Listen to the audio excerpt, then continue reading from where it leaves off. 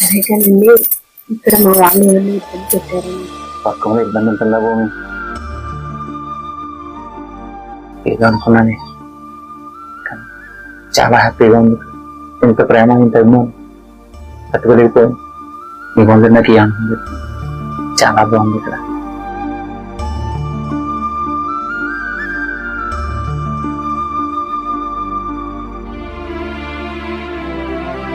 ఏంటి అందరూ అలా ఉన్నారు?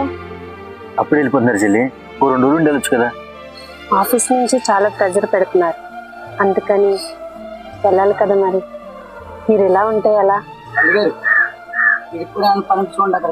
వద్దు మావయ్య, అక్కడ జీవనంలో డబ్బు ఉంటుంది, కానీ బుర్రంతా తుప్పు పట్టేసి నానా రకాల ఆలోచనలతోటి మనశ్శాంతి అనేది ఒకటి ఉందని మర్చిపోతాం.